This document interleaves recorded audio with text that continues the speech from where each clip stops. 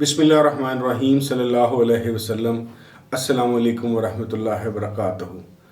ویسے تو کچھ عرصے پہلے میرے ایک استاد محترم نے اعتراض سارٹ آف کیا تھا کہ تو نفسیاتی مسائل پہ بات کرتے اپنے نفسیاتی مسائل پہ بات کرنے کی کیا ضرورت ہے، لیکن میرا مسئلہ کچھ یہ ہے کہ کچھ سالوں سے ایک فلسفے کی ٹرم ہے امپیریسسٹ ہونا، مینس کے تجربے کی بنیاد پہ سیکھنا، اور ایک سائنٹیفک میتھڈ ہے کہ ظاہر ہے مشاہدے کے ساتھ اس کا تجربہ ہونا ضروری ہے۔ تو میں آہستہ آہستہ ان دو چیزوں کی طرف میرا رجحان ہو گیا ہے، اور اس رجحان کا نتیجہ یہ ہے کہ مجھے وہی چیزیں اٹریکٹ کرتی ہیں، پسند آتی ہیں، یا انہی پہ میں سوچتا ہوں جو میرے ذاتی زندگی کے تجربے سے گزری ہوں، یا میں نے ان کو دیکھا ہو یا میں نے محسوس کیا ہو۔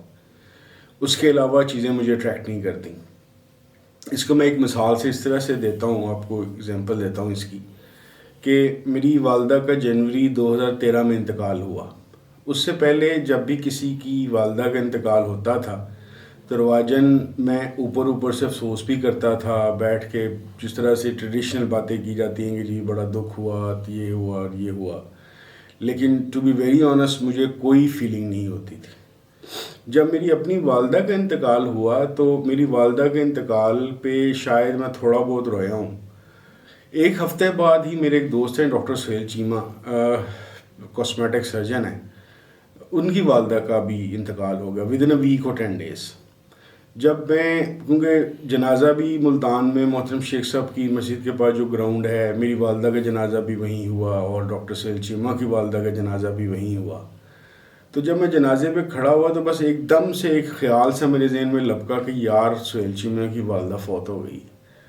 اس کے بعد تھرو آؤٹ دا جنازہ میں اتنا رویا کہ پچھلے پورے ایک ہفتے کے اندر لگا تھا کہ مجھے دکھ ہی نہیں ہوتا، اب دکھ ہوا۔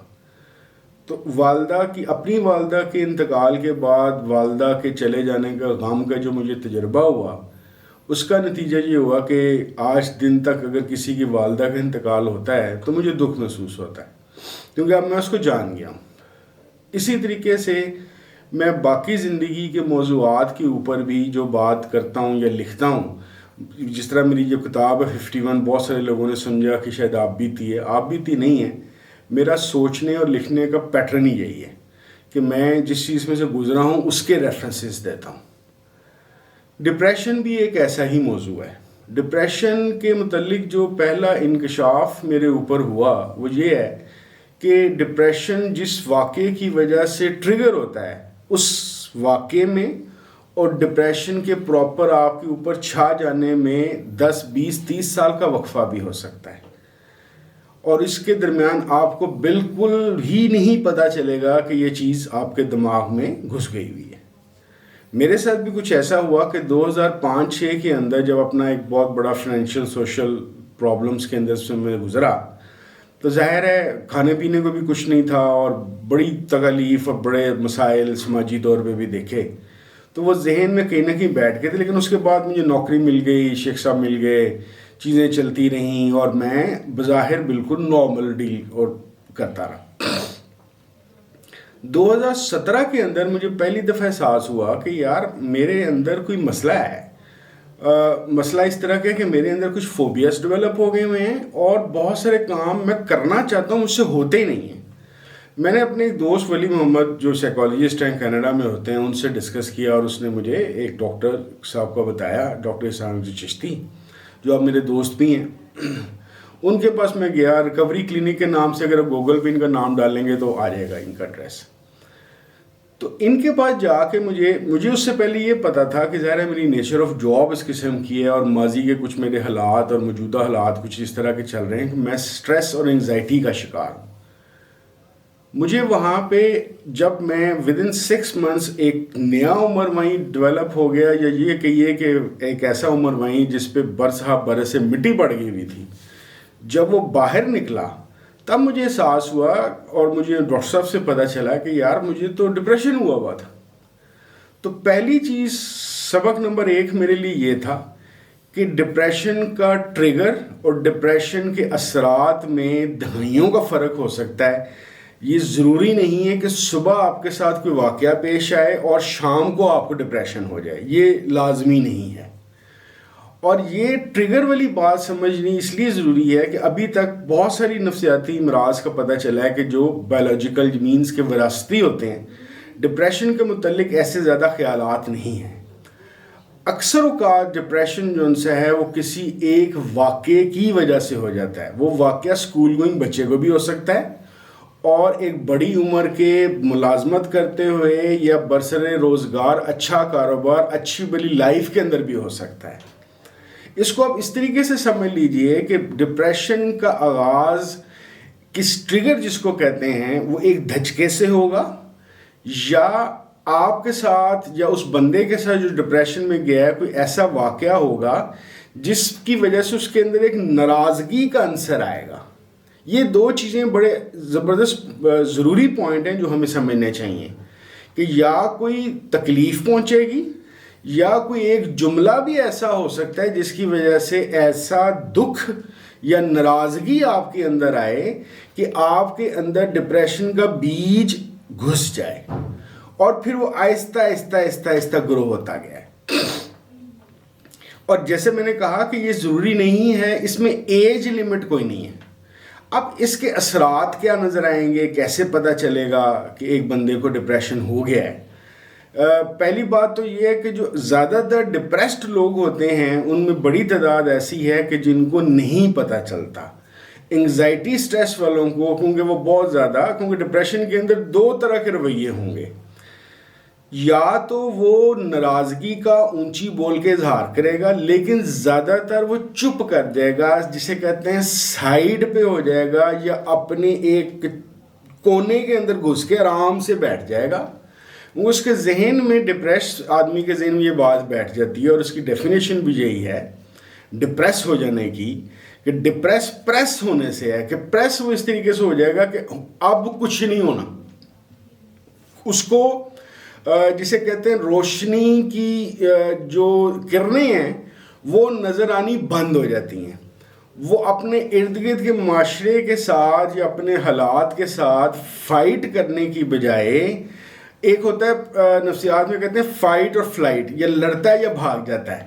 ڈپریشن کا مریض جو ان سا ہے، یا ڈپریشن جس کو ہو گیا ہے، وہ فائٹ بھی نہیں کرے گا، بھاگے گا بھی نہیں، وہاں پہ کھڑا ہو جائے گا۔ جس طرح سے کوئی شیر کے سامنے کنگ ہو کے ایسے کر کے کھڑا نہیں ہو جاتا، ویسی حالت میں چلا جائے گا، اور وہاں پہ وہ اپنی جسٹیفیکیشنز نکال لے گا کہ میری فیملی اس طرح کی ہے، میرا کاروبار کے جو میرے کاروباری افراد ہیں وہ اس طرح کے ہیں، میری نوکری پہ میرے کولیگز اور میرے باسز اس قسم کے ہیں، کہ ان کے ساتھ ہوتے ہوئے میری زندگی میں کوئی تبدیلی یا بہتری، تبدیلی سے زیادہ بہتری نہیں آ سکتی، تو کسی چیز کی ایفرٹ کرنے کی ضرورت ہی نہیں۔ یعنی کہ ایک ڈپریس آدمی جو ہوگا وہ ایفرٹ لیس ہو جائے گا، وہ ڈیڈ میٹ بن کر، یعنی کہ ایک گوشت کی طریقے سے پڑا رہ جائے گا۔ بعض لوگوں میں ڈپریشن کے کچھ اور طرح کی بھی چیزیں ہوتی ہیں، کیونکہ یہ بات سمجھنی اس لیے ضروری ہے کہ ڈپریس آدمی نے سٹینڈ سٹل ہونا ہے۔ اب اس کے لیے بہت سارے لوگوں کے پاس سٹینڈ سٹل ہونا یا اپنے ایک اندر گھس کے بیٹھ جانے کے لیے سب سے جو بہتر اور آسان چیزیں ہیں اس میں سے دو ہیں۔ یا تو ڈپریس آدمی بہت مذہبی ہو جائے گا، آپ اس کو اکثر، یعنی کہ ہم مسلمانوں کے ملک میں رہ رہے ہیں تو مسلمانوں کی بات ایگزامپل زیادہ بہتر ہے، آپ اس کو مصلے پہ یا مسجد میں یا کسی اور روحانی درگاہ پہ ہی پائیں گے، وہ ادھر سے نہیں ہٹے گا۔ یعنی کہ وہ اس کو یہ ہوگا کہ بس میں ادھر ہی ٹھیک ہوں، اللہ کے ساتھ اس کا یہ خیال ہوگا کہ میری اللہ کے ساتھ لو لگ گئی ہے، دنیا جو ان سی ہے اب میرا اس سے کوئی تعلق واسطہ نہیں ہے، میں درویش ملنگ ہو چکا ہوں، مرنے کے بعد ہی جنت شنت دیکھیں گے، ابھی بس چپ کر کے نا راضی برضا ہو کے وہ سمجھے گا کہ میں راضی برضا ہو گیا۔ دوسرا جو اس کا اثر یا ایک پروجیکشن ہوگی ڈپریشن کے مریض کی، وہ بہت زیادہ اس کے اثرات یہ ہو سکتے ہیں کہ اگر وہ مذہبی نہیں ہو، ویسے تو ہر مذہبی بندہ بھی یہ کام کر سکتا ہے، لیکن اگر جو بالکل مذہبی نہیں ہوا وہ نشے کی طرف جائے گا، اور جو سب سے اس کو بہتر اور دیوداس ٹائپ نشہ لگے گا وہ شراب ہے۔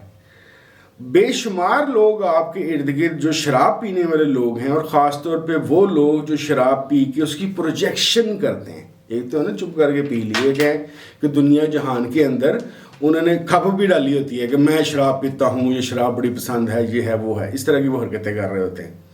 وہ ڈپریشن کے مریض ہوتے ہیں. ان کو ایک معاشرے کے ساتھ آنکھوں میں آنکھیں ڈالنے کی بجائے ایک ٹن حالت کی ضرورت ہوتی ہے، اور وہ شراب یا آئس یا چرس یا کوئی اور نشہ ان کے دماغ کو وہ جو ٹن حالت ہے، بیسیکلی اس ٹن حالت کو سمجھ لیجئے کہ وہ سٹینڈ سٹل چلے جائیں گے. اسی وجہ سے انگزائٹی، سٹریس اور ڈپریشن کے مریضوں کے اندر منشیات کا استعمال سب سے زیادہ ہے. اور کچھ نہیں کریں گے تو شراب اور چرس کے ساتھ ہی اپنا آپ چلا لیں گے، کیونکہ وہ اپنے آپ کو حقیقت سے کٹ آف کر دینا چاہتے ہیں، کیونکہ ان کے خیال کے مطابق معاشرے میں یا سماج میں یا بیرونی دنیا کے اندر ان کے لیے اب کوئی چیز نہیں پڑی ہوئی. اچھا، اب یہ والی جو ڈیفینیشنز یا ڈپریشن کے متعلق ہم یہ سوچتے ہیں تو ایک بڑی ٹریجڈی ہمارے ملک میں یہ ہے. ہو سکتا ہے دوسری دنیا میں بھی، باہر کی دنیا میں ایسا ہو، کیونکہ میں ادھر رہا نہیں تو میں اس کی خواہ کی ایگزامپلس دیتا مناسب نہیں لگتا. ہمارے معاشرے میں کیونکہ ایک معاشرہ سٹرکچرڈ ہی نہیں ہے، تھانے دار تھانے والا کام نہیں کر پاتا بیچارہ، ہاسپٹلز جو ان سے ہیں وہ اپنا کام نہیں کر پاتے، جو ڈسٹرکٹ ایڈمنسٹریشنز ہیں وہ لوگوں کی امداد یا اس طریقے سے ان کے ہیلپ کے لیے اس طریقے سے موجود نہیں ہیں. تو ہمارے ارد گرد کا جو ہمارا معاشرہ ہے وہ بائی لک یا بائی چانس جو ان سے ہے وہ کسی بھی انسان کو ڈپریشن میں لے کے جانے کے لیے بہت آسان ہے. لیکن اب کریں کیا؟ اگر ایک کسی کو ڈپریشن اگر ہو گیا ہے تو پہلے تو پہچان بتا دی کہ وہ جب بھی بولے گا مایوس ہی بولے گا، یعنی کہ وہ سب سے، اور اس کے پاس بہت سارے جو ڈپریشن کے پیشنٹس ہوتے ہیں ان کے وہ بڑے لاجیکل ہوتے ہیں. وہ آپ کو پوری کہانی سنائیں گے کہ میں نے یہ کیا، میں نے یہ کیا، میں وہاں بھی ناکام ہو گیا، میں وہاں بھی ناکام ہو گیا، مجھے ایسا نہیں ہو سکا اور ایسا نہیں ہو سکا، میں نے تو کوشش کی تھی. یعنی کہ ان کے پاس پوری ایک کہانی موجود ہوتی ہے کہ جس کی وجہ سے وہ ڈپریس ہوئے. اب ان لوگوں کا کیا جائے؟ معاشرہ بھی جن سے وہ ڈپریسنگ ہے. پہلی بات تو یہ سمجھنے کی ضروری ہے کہ ہم انسان جو ان سے ہیں، بنی نوع انسان جس کو کہتے ہیں، ہومو سیپینس کہہ لیں آپ اس کو، یا ہیومن بینگز جس کو ہم کہتے ہیں، کہ ان کو ٹوٹل انسانیت کی میں بات کر رہا ہوں. ہمیں سب سے پہلے تو یہ بات یاد کرانی ایسے بندوں کو، اور اپنے جو بظاہر نارمل ہیں، ضروری ہے ہم بہت مشکل حالات سے یہاں تک آئیں. ابھی آج کل کے اندر ہی میں نے اپنی ایک کتاب بینکنگ کے متعلق ختم کی ہے. اس کے جو پہلا چیپٹر ہے وہ ایشینٹ ہسٹری کے متعلق تھا، تو مجھے دوبارہ سے موقع ملا اولڈ ہسٹری کو پڑھنے کا. تو آج سے 100 سال پہلے یا 200 سال پہلے اور کئی بالکل ہی 5000 سال پہلے انسان کی زندگی بہت ٹف تھی. علاج میسر نہیں تھے. ٹرانسپورٹیشن کا جو نظام آج کل ہمارے پاس موجود ہے، جو ہم ایک جگہ سے دوسری جگہ چلے جاتے ہیں، وہ موجود نہیں تھا. ہیلتھ کیئر کا یہ سسٹم موجود نہیں تھا. اسی وجہ سے آج یعنی کہ سکندر اعظم کے زمانے میں جو لائف ایکسپیکٹنسی تھی، یعنی کہ مدت عمر جو ان سی تھی، وہ 30 سے 35 سال تھی. آج ہمارے پاکستان میں وہ 65 سے 72 ایئرس کے اندر آ گئی ہوئی ہے. تو دیٹ مینس کہ ہم بہت برے حالات سے اچھے حالات کی طرف آئے ہیں. لیکن جو ایک ڈپریشن کا مریض ہے یا جو ڈپریس ہو چکا ہوا ہے، اس کو یہ بات سمجھانی بہت مشکل ہے کہ بھائی ابھی بھی کچھ کیا جا سکتا ہے.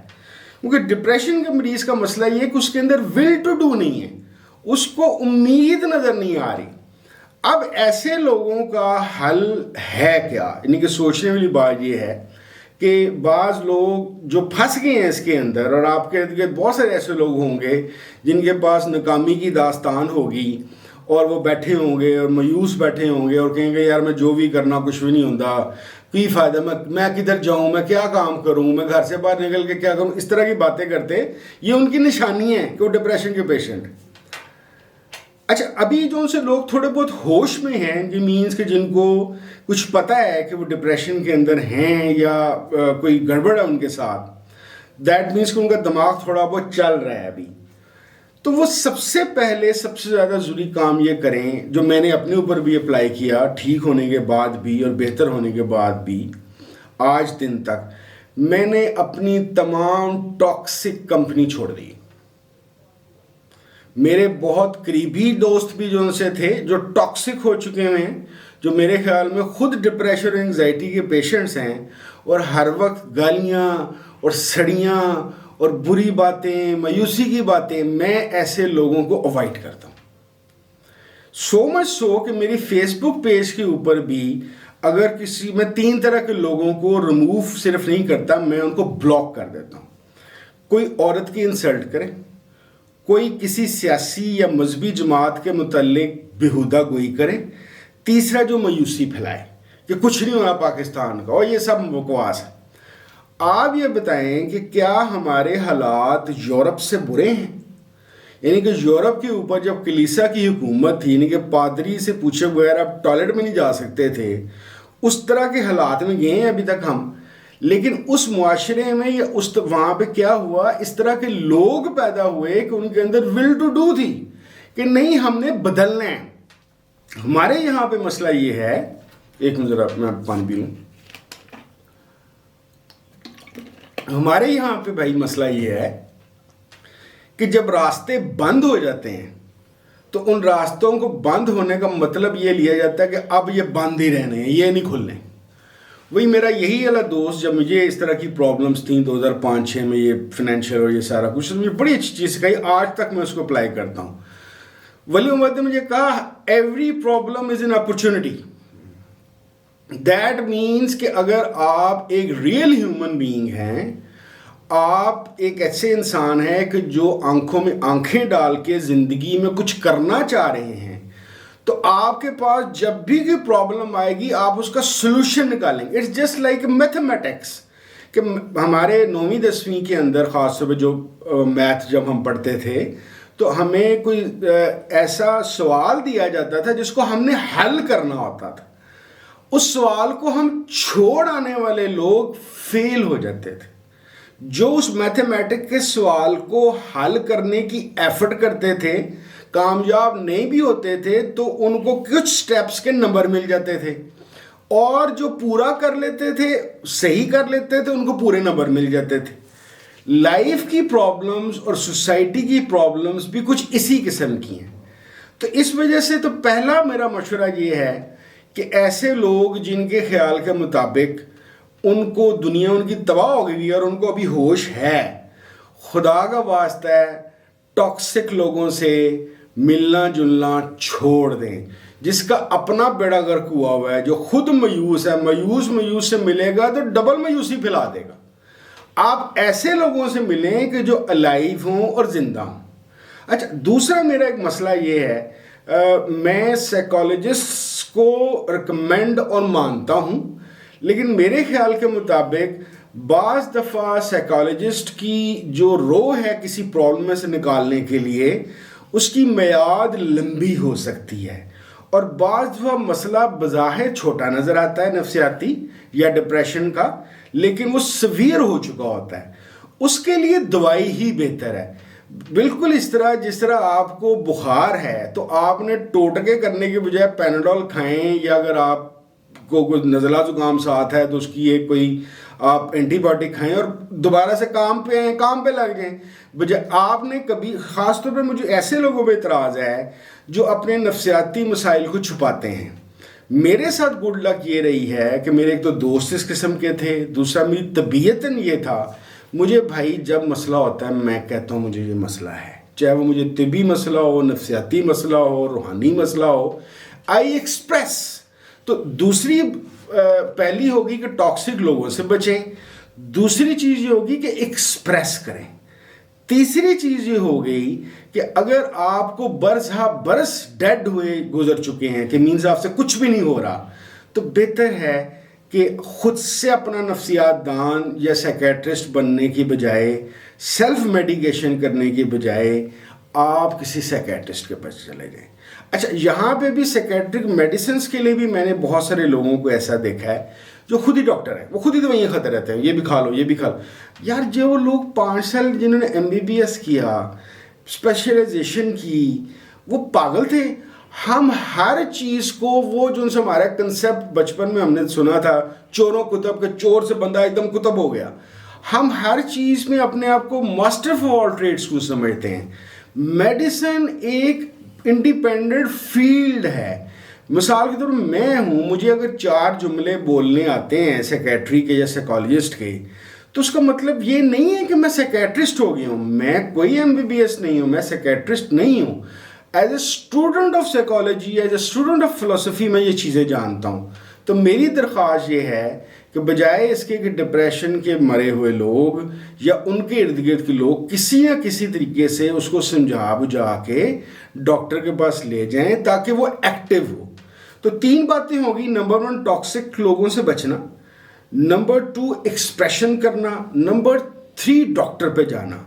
نمبر 4 میرے خیال کے مطابق ایک چیز جس کو آپ اپنی واحد چیز جس کو سیلف سائیکالوجی سے بہتر کر سکتے ہیں وہ ہے ناراضگی سے بچنا. ناراضگی میں بھی یہ مسئلہ ہے کہ اگر آپ کو کسی کی کوئی بات بری لگی ہے یا آپ ناراض ہو گئے ہیں تو پلیز اس کو بتائیں. وہ روحانی یا الہامی آدمی نہیں ہے کہ جس کو پتہ چل جائے. اس کو ایکسپریس کریں، نہ اپنے اندر رکھیں نہ اس بیچارے کو کوڑنے دیں. جب تک یہ چوتھی چیز یہ ہے کہ معاشرے کے اندر ہمارے ڈائلاگ کرنے کا رواج ہونا چاہیے، ڈائلاگ کرنے کے لیے ایکسپریشن ہونا چاہیے. تو یہ جو 4 چیزیں ہیں یہ، کیونکہ ابھی میں جب یہ ڈال رہا تھا پوسٹ تو ایک بھائی نے بڑا کنسرن شو کیا تھا کہ یہ اتنا بڑا موضوع ہے اس کا آپ احاطہ نہیں کر سکتے. تو احاطہ ہوتا کا مجھے اصل میں مسئلہ اس لیے نہیں ہوتا کہ ایک تو میں موٹیویشن اسپیکر کوئی نہیں ہوں، نہ میں کوئی معلم ہوں، نہ میں کوئی گرو ہوں، نہ میں کوئی عالم ہوں. میں تو ایک اسٹوڈنٹ ہوں. جو میری زندگی کے ذاتی تجربے یا میری لرننگز ہوتی ہیں وہ میں شیئر کرتا ہوں. کسی کو اس سے کوئی چیز کام کی مل جائے تو لے لے، وگرنہ مجھے کوئی نہ کوئی فیڈ بیک آ جاتا ہے، میرے لیے کوئی نئی چیز ہو جاتی ہے. تو میں کسی بھی دنیا کے موضوع کا احاطہ پورا نہیں کر سکتا. یہ بات صحیح ہے کیونکہ ہر چیز کے اندر اتنی ڈیٹیلنگ ہے. تو آج کا صرف موضوع صرف اسی معنوں پہ ہے کہ بھائی جان اگر آپ کو کوئی آپ کا یار دوست، آپ کا بہن بھائی، آپ کی بیوی، آپ کا رشتہ دار کوئی بھی ملے جس کے خیال کے مطابق پاکستان تباہ ہو چکا ہے، کچھ بھی نہیں ہونا اس کے اندر، اس کو یہ بتائیں کہ بھائی جان لاکھوں لوگ مختلف سیکٹروں کے اندر، فی سیکٹر لاکھوں لوگ کام کر رہے ہیں. لوگ یہاں پہ 10,000 روپے سے لے کر 2 کروڑ روپے تک کی تنخواہ بھی لے رہے ہیں. آپ کسی ریسٹورنٹ میں چلے جائیں وہ بھرے ہوئے ہیں. یعنی کہ مینس یہ نہیں میں کہہ رہا کہ مہنگائی اور یہ چیزیں ہیں ہی نہیں، لیکن اس کے باوجود الحمدللہ پاکستان کی ایک بڑی تعداد سٹرائیو کر رہی ہے. آپ اپنے ڈپریشن کا علاج کرا لیں گے، اس ڈپریشن سے باہر نکل آئیں گے تو آپ کو بھی روشنی کی بہت ساری کرنیں نظر آئیں گی. کسی ایک کرن کو پکڑ کے آپ اپنا سفر شروع کریں، انشاءاللہ تعالیٰ آپ کے ساتھ بھی خیر کا معاملہ ہوگا. بہت شکریہ. السلام علیکم ورحمۃ اللہ وبرکاتہ.